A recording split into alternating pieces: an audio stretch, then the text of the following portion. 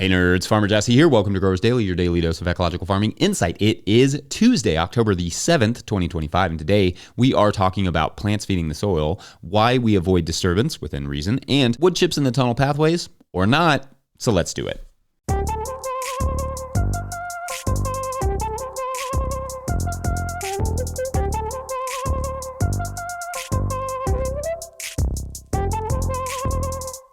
All right, everyone, welcome to Tilth Tuesday. Every Tuesday this year will be brought to you by our friends at Tilth Soil. If you are looking for compost or propagation mix, check out tilthsoil.com. Link will be in the show notes. All right, I hope your weeks are off to a lovely start. Yesterday, I got some more sweet potatoes dug, and then it started drizzling, which just makes that job incredibly messy. So I switched over to potting up some blueberry plants that I'd ordered. You're supposed to wait until they are dormant to actually plant them in the field. So I just got to chill with them for a while and had to pot them up just based on the way they came, which is actually fine because I have done practically nothing to prep that plot yet. Funny how life works out that way sometimes. Anyway, today I will continue on our principles of soil health breakdown. So in this first segment, we will talk about what plants and living plant roots bring to the soil health equation. Then in the third segment, we will touch on what minimal disturbance offers for its part.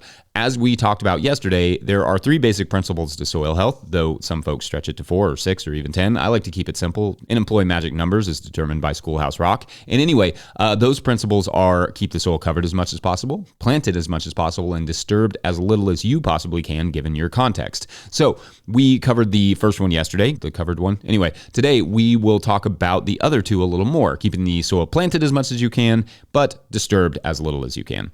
It may seem on the surface a hair counterintuitive that living plant roots are important to soil health. Like, how does it help the soil to grow stuff with plants? Wouldn't plants be taking from the soil, not benefiting it? Great question, hypothetical inquirer. I would expect nothing less. The answer is, well, photosynthesis. This, as you will recall from school, is the act of turning sunlight, water, carbon dioxide, and nutrients into plants, roots, and food for microbes in the form of root exudates, like little carbonaceous microbial fortune cookies with hidden messages inside. Basically, for a little refresher, plants pull water into their leaves through their roots and use photons from the sun to split those water molecules, H2O, apart, keeping the hydrogen for itself and releasing the oxygen for us to breathe, which is quite kind of them. They then use that hydrogen to create two energy-carrying molecules that will combine with CO2 that the leaves take in from air to create carbohydrates. You can kind of think of carbohydrates like little molecular bundles of energy. So in a way, it's kind of like plants create solidified, sometimes edible sunlight.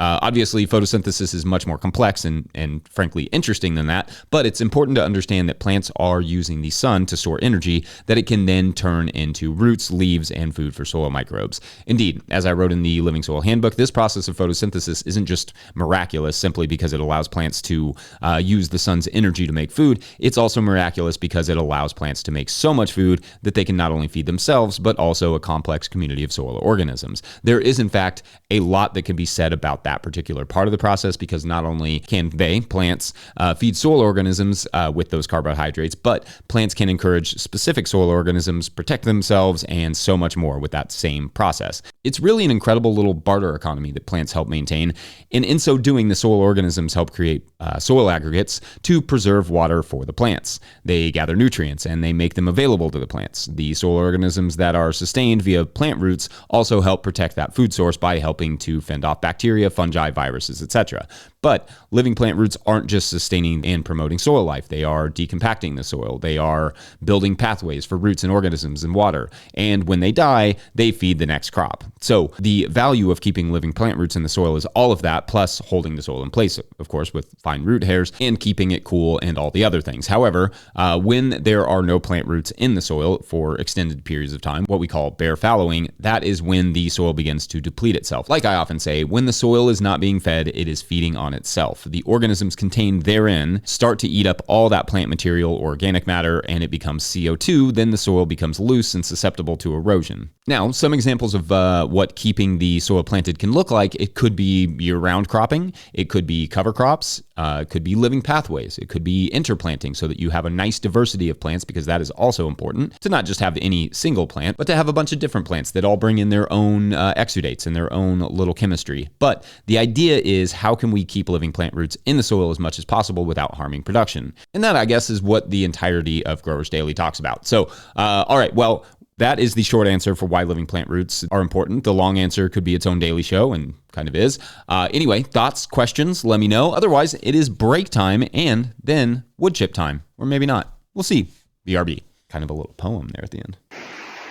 All right, this audio is going to be awesome because it's raining outside, but you can see in that video where I'm doing the blueberries that there's this like mess over here, and what this is our sweet potatoes. I have them curing in our greenhouse. I just have them under row cover, and I tied it off just so rodents couldn't get up in there and, you know, keep eating on them like they've been doing all season.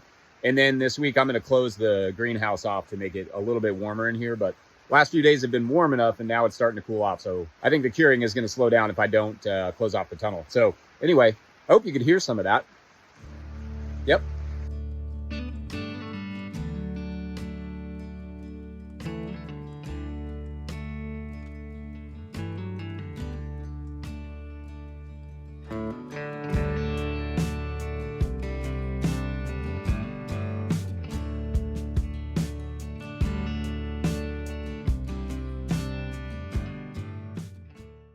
Today's episode is brought to you by Farmhand. Renewal season is here, and the work you put in now is what brings members back next year. Ari Memar, founder of Farmhand and a guest you've heard on this podcast, has worked with regenerative farmers to create a playbook that turns renewal season into a growth season. One farmer, Melanie at Shake Fork Community Farm, brought in $40,000 in renewals in just 2 weeks using this strategy. Now, Ari and Melanie are sharing the exact approach in a free live workshop and downloadable playbook. Watch on demand and get the playbook at farmhand.partners/no-till. That's farmhand.partners/no-till. All right, back to the show. If you, the listener or viewer, are enjoying this podcast, getting even a small amount of value from it, consider supporting our work. Over at patreon.com/no-till-growers, I will try to get to questions from everywhere that questions come in, but I will always get to your Patreon questions. Now, today's Patreon question comes to us from Patreon member Nathan Meadows, who writes, quote, "Hey Jesse, Nathan here, just south of you in Mercer County, Kentucky, Zone 6B. This show has been an excellent addition to all of your work. I'm flipping my tunnel beds and am debating with myself about keeping the pathways bare or using wood chips. They are 1 foot wide pathways. I want to keep them bare to shovel any compost or loose soil back into the beds when I flip them. I want to use wood chips for moisture retention and weed prevention. The only reason I'm leaning away from using wood chips is decaying matter loving pests in my tunnel, as well as wood chips getting kicked into the beds. What do you use in your tunnels, and can you advise for using bare or wood chip paths?" End quote. All right, Nathan, not far from us here, so that's cool, and I'm assuming part of the BBN, so shouts, go Cats. So yes, this is a great question, as you might or might not know. I'm not the biggest wood chip fan for pathways. Don't get me wrong, they are great for the soil. Aesthetically, they are lovely, but they can indeed bring in pests. They can get into salad mixes, and wood chips are wildly uncomfortable to work on/in, especially because I prefer to work from my knees. Now, all of that out of the way, pathways are just annoying no matter what you do with them, no matter what you put there. Pathways do not earn money or grow food, and they are largely just wasted space and wasted labor. If you put nothing there, though, then you have a muddy area that you have to cultivate. If you put living plants there, as I do in the field, then you have to mow and edge them regularly or they become a problem. If you put wood chips there, you have to replenish those wood chips regularly and pick little wood chips out of your lettuce mixes, which can be a pain and frankly, really, really obnoxious and slow the whole process down. So there is really no one perfect answer. All the answers to pathways are kind of a bummer. On the positive side for wood chips, I like how they feed the soil. The chips slowly break down, turn into soil organic matter, feed microbes and plants alike, while also helping to retain moisture and suppress, at least for a while, weeds. They can make great fungal habitat as well, and they may provide the only path to revenue in terms of pathway management for things like the Winecap stropharia mushroom, which, okay, themselves are not my favorite mushroom, but if you can find a market, they can really produce in the spring. On the negative side, slugs and arthropods love them some wood chips, so that may encourage those pests to come into the tunnels. The wood chip pieces will absolutely work their way into the lettuce mixes, as I said, and the lettuce heads when you're covering or uncovering them, or when you're just like moving around, or just sometimes when you're breathing near them. Unless you are squatting the whole time, wood chip pathways are not super comfortable to work in, and our kids complain when I add wood chips because they like to be barefoot in the garden. I'm not too worried about the handful of wood chips that make their way onto the bed surfaces in terms of nitrogen tie-up, though that could become an issue if it's a lot of wood chips that get worked into your beds, and or wood chips that could disrupt your cedars as you're trying to seed those beds. As for the bare pathways, this is what most growers use who I know because it's simple if you're willing to put the work in.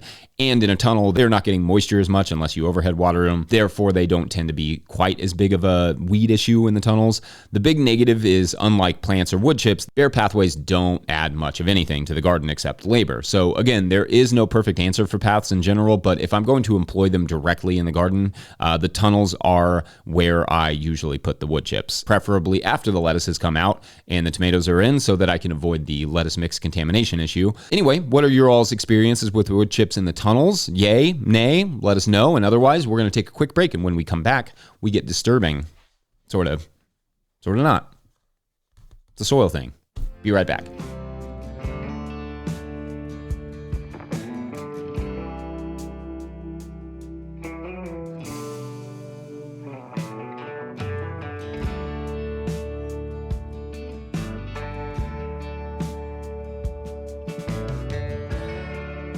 Farmer Claire Coleman here from the Winter Growers Podcast. Did you know that I also founded Real Farmer Care, a nonprofit that supports farmer well-being? From my own experiences farming, I knew firsthand that this type of support was missing from ag, so I decided to do something about it. As of today, there are over 500 farmer recipients of a $100 self-care award, with more applying daily. If you'd like to help, each $100 donated supports one new farmer. Visit realfarmercare.com to donate and learn more. Again, that's realfarmercare.com. All right. So yesterday we did the Keeping the Soil Covered episode. Then today in the first segment, we did the Keeping It Planted part.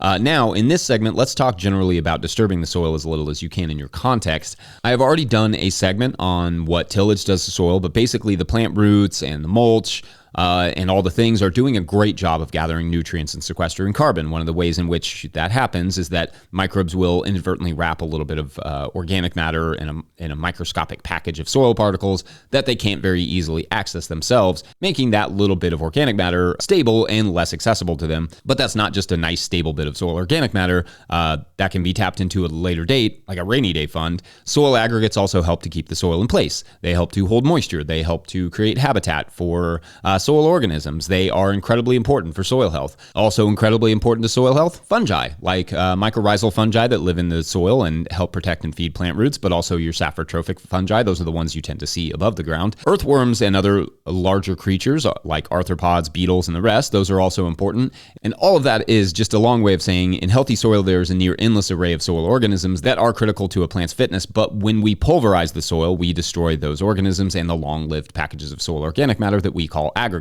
Then they become vulnerable to bacteria who, enlivened by the oxygen whipped into the soil, eat it all up and release that hard-earned carbon into the atmosphere. Some amount of disturbance is inevitable. I mean, for the moment, one cannot just teleport a transplant into the soil without touching it. We have to dig a hole to make room for a plant. That is not what I consider disturbance. That is just a necessity for growing food. Moreover, some soils do not contain much, if any, beneficial life or soil aggregation, so it's important to insert things like composts and maybe some amendments in there to help establish them, and then, of course, build their populations up with living plant roots. Sometimes compaction is an issue there and may take a few seasons of broad forking to really fix it. So when I say as much as possible at the end of each of these statements, that's intentional. None of these can be approached with dogma. Your soil and the goals must be evaluated properly in the beginning to determine what level of disturbance is right for you and your soil. More to that point, sometimes if your crop list is all directly seeded crops, some amount of disturbance right at the soil surface is going to be essential. For me, I say protect the rhizosphere 4 to 8 inches down, or that would be like 10 to 20 centimeters. That's where the bulk of the soil life is and the soil aggregation is. The top couple of inches of soil, albeit important in terms of erosion, are okay to disturb to some extent as needed, though I should note the more disturbance, the more weeds. So, it's a balance. Anyway, I think that's a good start on these topics, but we can dive more into the nuances of each over time. For now, though, Tuesday, I think we're done here. Don't forget, No-Till Growers is now officially a nonprofit 501c3, so donations are tax deductible and greatly appreciated.